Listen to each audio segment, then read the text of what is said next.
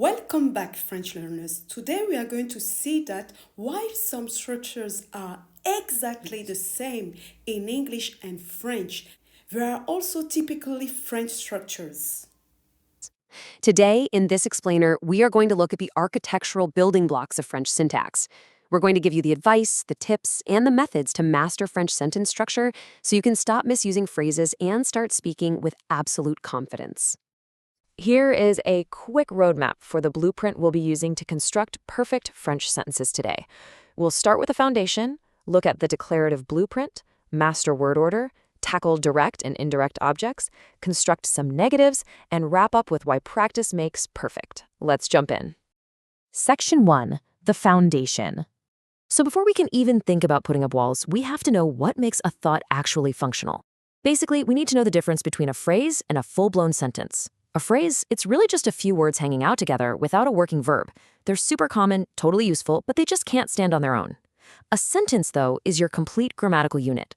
To bear the actual weight of what you're trying to say, a sentence absolutely requires a subject, the who or what doing the action, and a predicate, which houses the verb that tells us what that subject is up to. Let's look at this in everyday conversation. Take the phrase à ce soir, meaning see you tonight. We hear this formula all the time in social situations, right? But notice, there's no subject, no verb. It's strictly a phrase. Now look at the sentence, on se verra ce soir, or we will see each other tonight. This guy has structural integrity. It's got the subject, en, and the predicate with the verb se verra. Moving right along to Section 2, the declarative blueprint.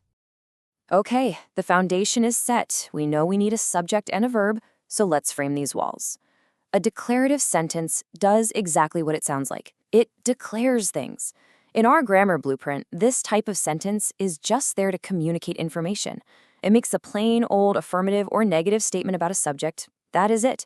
It plays by strict rules. It doesn't ask a question. It doesn't shout an exclamation. And it definitely does not give a command. It's literally the most fundamental way to get a fact from your brain into someone else's.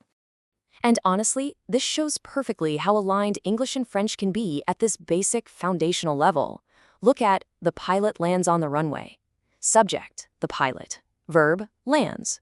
In French, le pilote atterrit sur la piste. Subject, le pilote. Verb, atterrit. This basic subject plus predicate structure stays perfectly intact, regardless of whether you're speaking in the past, present, or future tense. Section 3. Mastering word order.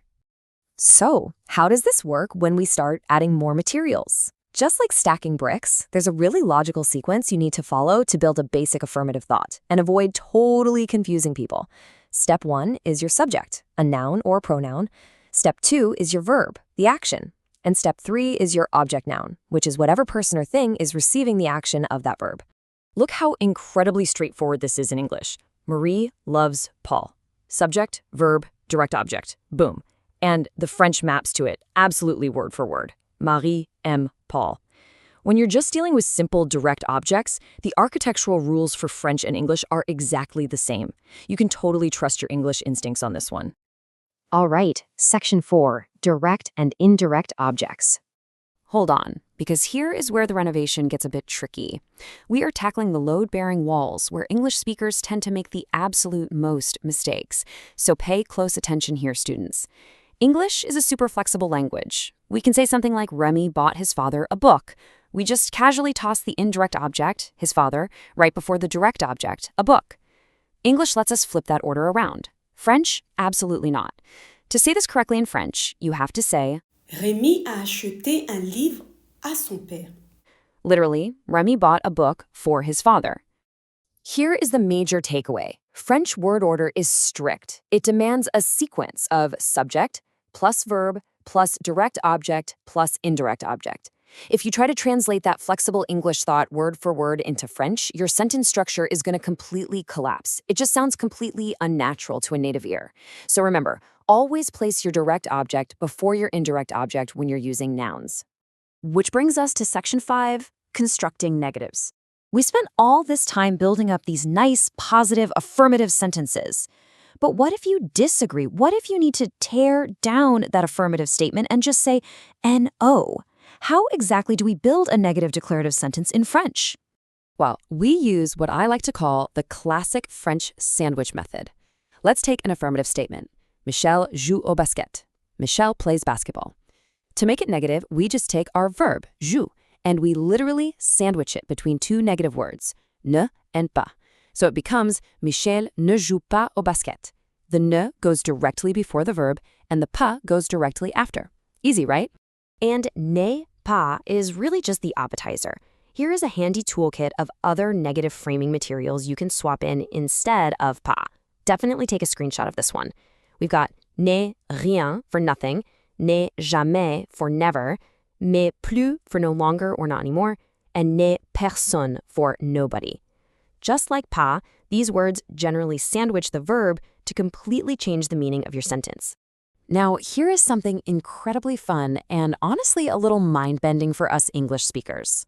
French actually allows you to stack multiple negative words together in a single sentence. In English, a double negative is a huge grammar no-no, but in French, it's just considered great architecture. Check out this absolute powerhouse of a sentence. Je ne veux plus jamais rien faire de mal. Literally translating to, I do not ever want to do anything bad again. We stacked plus, jamais, and rien all together, and it creates this perfectly sound, super expressive French sentence. How cool is that? Finally, Section 6. Practice makes perfect. We have covered a massive amount of ground in this explainer today. We laid the foundation, mapped out the blueprint, and erected the walls of French syntax to make sure you stop misusing those common phrases.